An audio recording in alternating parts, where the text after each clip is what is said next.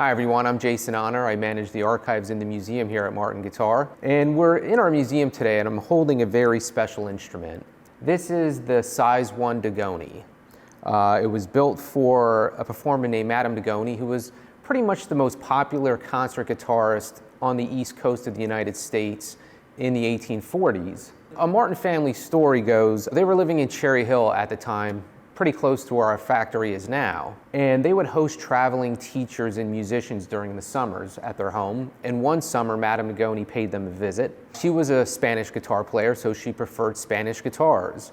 And obviously, C.F. Martin Sr., being a guitar builder, didn't like that. So he took her Spanish-built guitar and built a guitar for her based off of the dimensions of that guitar.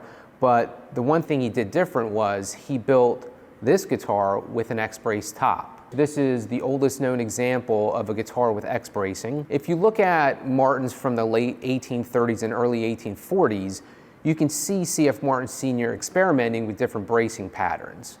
So at that time, he was building guitars with a Spanish influence, and Spanish guitars normally had a fan brace top. So you can see guitars where he was experimenting with fan bracing and a form of X bracing, and then finally he arrives on this guitar.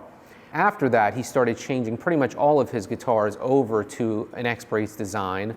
And then when you fast forward 80 years, when Martin gets into building steel string guitars, they realize that X-bracing is the perfect bracing pattern for steel strings.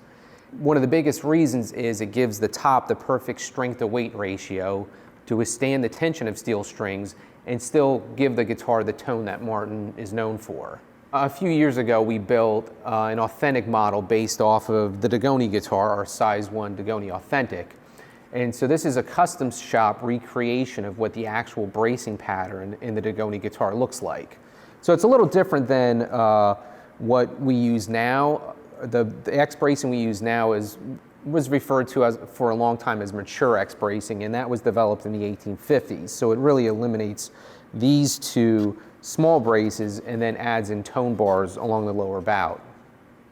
In this print, she is holding the size 1 De Goni guitar, the guitar that C.F. Martin built for her, the first X-brace guitar. And I guess you could say this was Martin's first signature model, way before we were doing work with Eric Clapton and John Mayer, all of them. So we were building guitars for Madame De Goni, and it just illustrates also how important female guitarists, women were, to the development of the guitar, because the majority of these early guitars were smaller. You hear the term parlor guitar a lot with them, and they were built for women to entertain guests in the parlors of their homes. It became a very popular hobby for women. Eventually, as it grew in popularity, the size of the guitar grew. It was being played in larger venues, and more men started playing it. But the size 1 at the time was the largest guitar that Martin was building.